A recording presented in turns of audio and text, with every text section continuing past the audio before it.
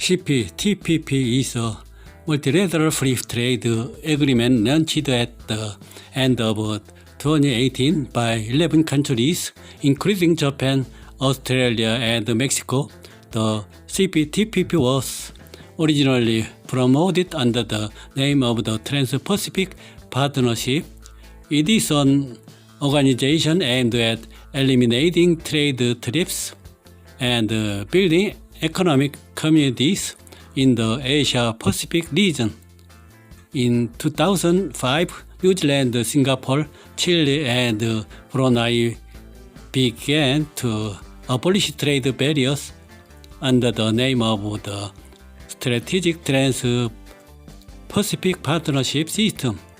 Then the participation of the United States, Malaysia, Vietnam, Peru, Australia in 2010, Mexico, Canada, and Japan in 2013 was confirmed and the framework of the TPP was established. While TPP construction was in progress with the United States and Japan, major countries among the participating countries, the United States withdrew from the US in 2017, arguing that the TPP would take away American jobs. A total of 11 countries, excluding the United States, put some of the original promoted trade provisions on hold and renamed them CPTPP. After the Trump administration withdrew from the Trans-Pacific Partnership in 2017, which was aimed at world's large economic bloc, it is an economic cooperation organization launched on December 30, 2018 by Japan, Australia, and Mexico, and the remaining 11 countries.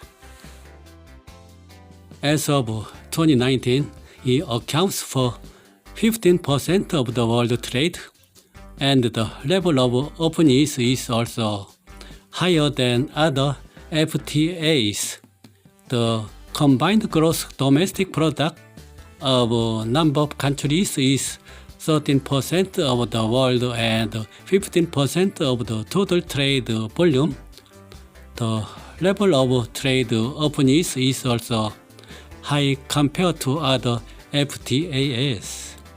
Strategic interest was higher when China and Taiwan applied to join the CPTPP in October.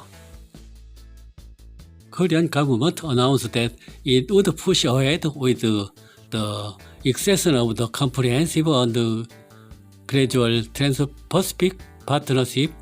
Hong Nam-gi, Deputy Prime Minister of Economy and Minister of Strategy and Finance, announced at the Foreign Economy Ministers meeting held on December 13th that the relevant procedures would be initiated based on social discussions with various stakeholders.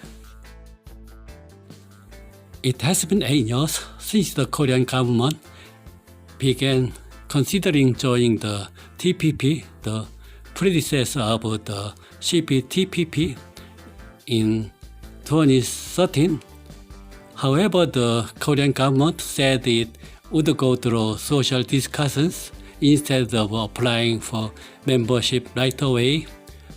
So the actual timing of the implementation is unknown. In order to actually apply for membership, it is necessary to go through procedures such as a public hearing and a report to the National Assembly. Moreover, in order to join the agreement, whether China or South Korea, it is necessary to overcome the obstacle of approval of all 11 existing member countries, including Japan, which is called in Korea. By joining the CPTPP, Korea can reduce its dependence on China and attract high-quality foreign direct investment through diversification of import and export markets. The response from the related academic and industrial circles is encouraging. However, as the level of trade liberalization increases, the impact on the agricultural and livestock sector cannot be excluded. The South Korean government announced in December 2020 that President Moon Jae-in would consider joining the party. The United Kingdom in February and China and Taiwan in September formally applied for membership, accelerating the review within the government. However, there were also voices of opposition, mainly from agricultural groups in Korea, in CPTPP, which requires a high level of market openness. Opposition from industry and agricultural groups was expected, and negotiations with member countries were also expected to be difficult.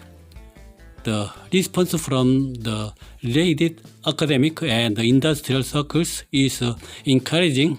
However, as the level of trade liberalization increases, the impact on the agricultural and livestock sector cannot be excluded. Agricultural circles have expressed their opposition, saying that domestic agriculture could be impacted.